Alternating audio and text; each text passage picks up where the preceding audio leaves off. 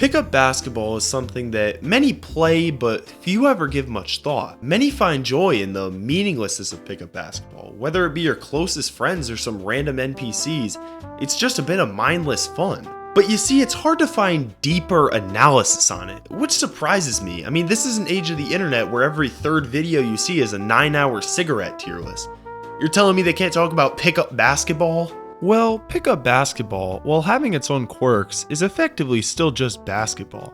In fact, you could argue the first basketball game ever was a pickup game. James Naismith invented the sport at a summer camp just to give the kids something to do on rainy days, which epitomizes one of the great things about the sport, how many ways there are to play. Oh, and don't just take my word for it. One of the world's best players said this was his main reason for loving the sport. With basketball, I love how easy it is to play and its versatility. You can play by yourself, casually with friends, or an organized game. That helped make it easier for me to get better at it, and it motivated me to go further. Shit, this is just some newspaper interview I did in high school. Would you ever trust a guy who looks like this? Yeah, while citing myself to support my argument might be considered a rhetorical Fall Guys or whatever they call those things, I still think my point has some value. Basketball is basketball. Pickup as a separate entity is just how we play the sport casually. It's still the same damn thing. But pickup basketball is still the most played version of basketball. For every person young or talented enough to be playing organized basketball, there are about 10,000 washed up dudes at LA Fitness who would have gone to the league if they didn't get their nose chopped off or something. I don't know, we've all heard one of these tales. So many people play this version of the sport every day without even attempting to optimize it.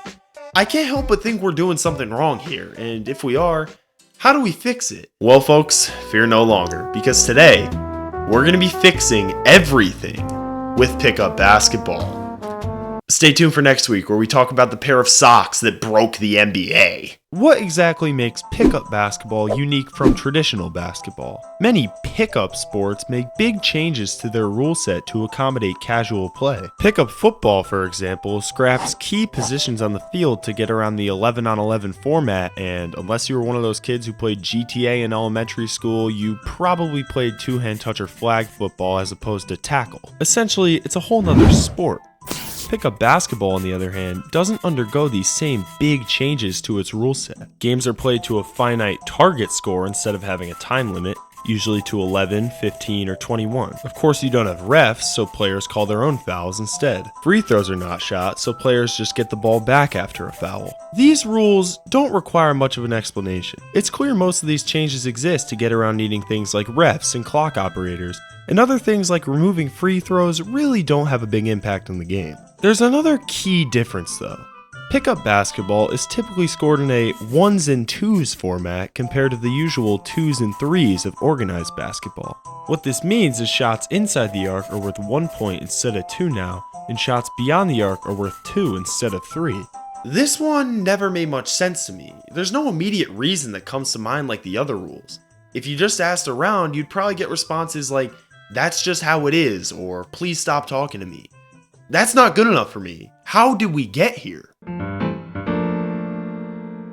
Here are the 3 different point values you can earn by making a single shot in basketball. Now, we're trying to see how we get from this in organized basketball to this for pickup. The first clear omission is the free throw. As I stated earlier, that free throws are almost never shot in pickup basketball in favor of checking it up at the top of the key following a shooting foul. That leaves us with just the 2 and 3 pointers, which seems like a simple enough format. Why not just stop here? Well, we need to consider that the 3-pointer, while being a staple of the game today, hasn't been around for that long. First seen in 1961 with the short-lived American Basketball League, the 3-pointer didn't become standard in the NBA until the 1976 NBA-ABA merger. Pickup basketball was played long before the 3-pointer was invented. Its exact date of origin is impossible to track down, but I do have one piece of evidence that proves pickup basketball in its informal, modified form predates the 3-point line. Bob Cousy told me. Oh, you don't believe me? This is me, this is Bob Cousy. I'm at his house. See, I would never lie to you like that. Anyway, with the 3-pointer and the free throw out of the equation, you're just left with the 2-pointer, and if there's only one way to score, you just count by ones. It only makes sense. Messi doesn't get 4 points for scoring a goal, neither does Connor McDavid. Joey Chestnut doesn't get 2 points if he dunks the hot dog in lemonade or 5 if he eats it raw. They're just counting hot dogs. Matt Stoney doesn't get a 3-pointer for this wicked omelet split. It's just an omelet. Every other sport where there's only one outcome to measure just counts by ones. There's no good reason to do it otherwise. This is what pickup was before the 3-point line. Just ones. So where does the 2 in ones and twos come in? My guess is that after years of playing pickup just counting by ones, players saw the newly painted 3-point lines and said they can be twos. It's still 1 point more, and 3-pointers were more of a novelty when they began. No one really ever shot them. This one simple change, primarily caused by 1940s kids not wanting to play Giannis or SGA Simulator at recess, stood the test of time. Most people play with a ones and twos format in pickup. But what's the significance? How is this a flaw of pickup basketball, as I alluded to earlier? We need to explore the concept of relativity with points. See, in sports with one way to score, counting by ones is the only logical option. But in sports like basketball or American football, certain point values are given for certain outcomes to properly account for how much they signify a team's success. In football, for example, it'd be stupid if a field goal was worth the same as a touchdown, as that would mean teams who get to the 30-yard line and fail 3 straight times to get a first down get the same outcome as a team who goes beyond the 30-yard line and goes all the way for a touchdown. Thus, touchdowns add 6, 7, or 8 to the scoreboard, and field goals add 3 to account for each play's relative difficulty. In basketball, outside shots are worth an extra point to account for the added difficulty in longer shots. Free throws are only worth 1 because you're awarded multiple attempts to make up for the points you would have gotten if you weren't fouled on a 2 or 3 point shot attempt. This balance, while controversial to some who think 3-pointers are too valuable and that courts should look like this instead, has stood the test of time. The scoring system is well understood by teams, and the point values of different shots has shaped the way people play. This balance makes basketball. The issue with the ones and twos system is, while making sense intuitively since it also adds an extra point for a deep shot, doesn't hold the same balance at all. In fact, it's a huge difference. 2s and 3s holds a 2 to 3 ratio between these two shots values. This can be simplified to a 1 to 1.5 ratio, ultimately meaning that 3s are worth 50% more than 2s. In 1s and 2s, it's a 1 to 2 ratio, meaning outside shots are worth 100% more, or double the amount of inside shots. This is a huge difference. People bitch about 3s in the NBA now. Well, this is equivalent to the current NBA 3-pointer becoming a 4-pointer. This change would kill basketball as we know it. The 2-pointer would be dead outside of wide open dunks and layups, and teams would be lining up to give Luke Kennard a supermax while the Thompson twins apply to their local Burger King. And yet, we don't have to imagine. This is reality. We've all played basketball like this. And I know I'm far from the first person to notice this. I'm not claiming to have Pythagorean Theorem 2 on my hands. This is simple math. But those before me haven't done enough. They've lost the war. This is the prevailing culture in pickup basketball. Most basketball games around the world are played with this insane format. And that ends here. I'm done. I can't put up with this any longer. This is the most simple observation for anyone to make, and we are all just ignoring it every day to use this dumbass scoring system. I'm going to the gym, I'm showing them the business, and I'm staying ready as a vigilant member of my community. Well, if you had the same reaction as me, well, first of all, I'll see you in court. But second, I've deceived you in a way. See, the math with 1s and 2s I explained earlier, well, that's all correct. The system does greatly overvalue the outside shot. But there's another rule I haven't mentioned. One that potentially justifies and even favors 1s and 2s as the scoring system for pickup basketball. The aspects of pickup sports I mentioned earlier had mostly to do with how the games were played themselves. The rules made for casual play to get around eating refs, scoreboards, etc. But that's ignoring the other aspect of pickup sports, being able to play with different team sizes. Now, I'm not talking 6-on-6 or 7-on-7. Saying those words out loud made me want to barf. Basketball is not meant to be played like that. I'm instead talking about 2-on-2, 3-on-3, the formats played in the half court, since playing full court with 4 people is punishable by death in some states. The rules I mentioned earlier assumed a full court style of play, probably 5-on-5 or 4-on-4, which resembles organized basketball in every way except for the distinctions I've already made. Half court changes things significantly because it's played with a make it take it format. If you're unfamiliar with this rule, it's exactly how it sounds. Unlike traditional basketball or full court pickup, scoring the ball means you get it back. Your possession keeps going. You go until the other team gets the ball from you. Now, how does this screw up our scoring balance? Well, just thinking about it intuitively, a make it take it format is going to favor easier shots. If you can get yourself an easy inside bucket, it will always make sense since you'll just get the ball back to try another shot. And this is why 1s and 2s could be the mathematically superior scoring system for make it take it. Because outside shots are inherently more risky in a make it take it system, playing 1s and 2s correctly weighs each shot's risk. We need to figure out how inside and outside shots are balanced in a make it take it format, and ultimately prove our original claim that 1s and 2s is the better scoring system for this format. And just a heads up, we're going to be doing a whole lot of math to help figure this one out, so if you're not into that sort of thing, you can skip ahead. Now that they're gone, here are two functions that represent the average points per possession a team gets shooting only 1s versus only 2s, functions dependent on the team's shooting percentages in both shot types. Now, what is all this? We need to start with this, the sign sigma, my favorite Greek letter, along with being the qualifier to all my school emails. In math, this represents a summation, which is essentially just a bunch of numbers added up in a row. The number on bottom, n, is what we call the index, and it starts at 1 and ends at 11, which is the number on top. This number means we're going to add up all this 11 times, with the first term being n equals 1, the second being n equals 2, and so on until we reach n equals 11. Now, what's all this inside the sigma sign that we're going to be adding up? This term x plus p of x represents the chance a team makes a shot on a single offensive possession depending on their shooting percentage x. We add the function p of x to x because it represents the chance of scoring off an offensive rebound, something x by itself doesn't account for. The sigma index on p of x ends at 17 because anything past that represents the chance of making a shot after 17 offensive rebounds, at which point everyone in this theoretical basketball game would probably go home due to their embarrassing incompetence at either making one of 17 shots or allowing 17 straight offensive rebounds. This, in a sense, is the human limit. Please don't try this.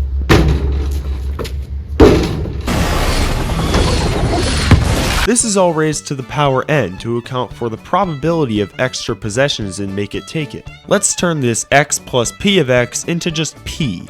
P is the chance you'll make a shot shooting only inside shots on a single possession. Next, let's turn p to the n into p times p to the n minus 1, which is just p to the n. P represents the chance of making a shot on a possession, and p to the n minus 1 represents the chance that that possession even happens. When n equals 1, n minus 1 is 1 minus 1 or 0, which makes p to the 0 just 1. This is because the first possession is guaranteed to exist. The second term, when n equals 2, p to the n minus 1 is now p to the 1, meaning the chance of making a shot is multiplied by itself, since this possession will only happen if the previous shot was made. When n equals 3, n minus 1 equals 2, so the probability of this possession is the chance of making 2 shots in a row. This pattern goes on until we get to n equals 11, since many pickup games are played to 11 1s and 2s, and the 11th possession would represent the theoretical limit to these consecutive offensive possessions we're modeling here. For 2-pointers, the equation is similar, except it's multiplied by 2 to account for the extra point you get for making a shot here. There's also a new offensive rebound equation, Q of X, which is the same except it has a different offensive rebound rate inside. This is because inside and outside shot attempts yield offensive rebounds at a different rate. The final index is also now 6, since 6 2-pointers in a row would cross that 11-point threshold to end the game. Finally, for testing the 2s and 3s format in Make It Take It, I took the same equations from before but multiplied them to their new point values, and changed the final index in the 3s equation to 7 since 2s and 3s games are typically played to 21. Hell, even 2K plays with this format, and who wouldn't listen to what that company wants us to do? I've been trying to work on that lately. Yeah? Oh, it's an honor. Yeah. No, totally. Yep. Okay. Yeah, take care. No, see you later. Yeah, bye-bye. I'm officially homeless! Alright, our functions are all set, now we just need a way to graph them. Diving into our good old bag of math, we find a TI-84 graphing calculator from Texas Instruments. Sadly, couldn't get a Wyoming one shipped in time, so Texas will have to do. Alright, I'm just finishing up putting this function in the calculator, and NBA Deputy Commissioner Mark Tatum announcing that the Wizards got the 6th pick in a year they lost 63 games. This is going in the trash. Nice shot! Alright, maybe I'll get with the times and just use AI to graph it for me. This Twitter one, Grok, seems pretty good. Let's see what that can do. White genocide in South Africa? What the fuck? Alright, fuck it. Desmos it is. Desmos is a free online graphing software that works pretty well for stuff like this. After some debugging, I finally got these functions graphed and ready to analyze. This red line represents the relationship between inside shooting percentage and the average points per total possession only shooting inside shots. The blue line represents the same value, this time only shooting outside shots. Keep in mind that these functions aren't perfect. They don't account for turnovers, fouls, or shot selection, but they're good at measuring the relationship between inside and outside shots in various make-it-take-it formats. For example, in 1s and 2s, we can see that a 50% inside shooting percentage will get you around 1.33 points before you lose the ball if you only took 1-pointers. To match that same scoring output, you would need to shoot 35.5% from outside, only taking outside shots, or 2-pointers in this case. Now, if we plug in the 2s and 3s scoring equations, we'd see that a 50% 2-point percentage holds the same points per total possession as a team shooting 42.3% on 3s, a much more difficult standard than the 35.5% needed in 1s and 2s. This difference isn't constant across the whole graph, but it implies that 3-pointers are made around 7.7% less than 2-pointers, a figure I think is far too small. To put this scoring balance in perspective, these are the only qualified 3-point shooters from the 2025 NBA season whose 2 and 3-point shooting percentages would ever justify them taking a 3 in a make-it-take-it 2s and 3s game. A third set of similar equations for a full court or non-make-it-take-it 2s and 3s game suggests that a 50% 2-point percentage yields the same amount of points per possession as a 33.6 3-point percentage, much more in line with the proportions saw from the 1s and 2s half-court system rather than the 2s and 3s half-court system. It's clear that to properly weight the average player's skill set in a make-it-take-it game, playing 1s and 2s scoring is, indeed, the superior format, and it's not even close. Hope all that counts as community service. So, after a history lesson, some theories, and a whole lot of math, we finally figured out why pickup basketball is scored the way it is, and how it translates the game from the hardwood to the concrete in both positive and negative ways. But what am I meant to make of all this? Sure, the logical conclusion is that 2s and 3s is better for full court, and 1s and 2s is better for half court. But how the hell do I apply that? I've been treating the 1s and 2s format as the standard for pickup basketball this entire time. But some of my best memories playing pickup basketball are playing 2s and 3s in my friend's backyard. Did we play 2s and 3s full court and jerk our analytical dicks off because that's what the math told us to do? No, we played 2s and 3s half court, where you have to shoot like prime Kyle Korver to ever justify taking a 3. Full court, we played 1s and 2s, where even Ben Simmons' best strategy is to shoot a 3 on every possession. Oh, and this wasn't just basketball. The pickup football league I had growing up had this weird ass format where 2 completions got you a first down. That meant you could just throw screen passes the entire game. Did anyone abuse this? No! Did anyone even notice this? No! Maybe one person. Most of my friends I met through basketball. Who am I to say you guys are all doing it wrong and you gotta do it my way when pickup basketball has given me so much, even in its broken state. I mean, seriously, imagine if I did this at the start of every game.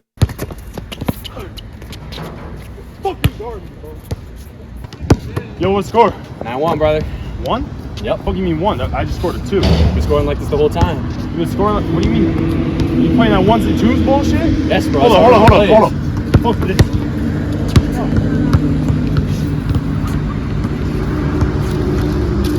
Take this and get back to me, bro. Take this and get back to me. Bro, you see this? It's fucking analytics, bro. You want it? Bro, it's fucking analytics, dude. Just take it, bro. Fuck. I would never do that to you.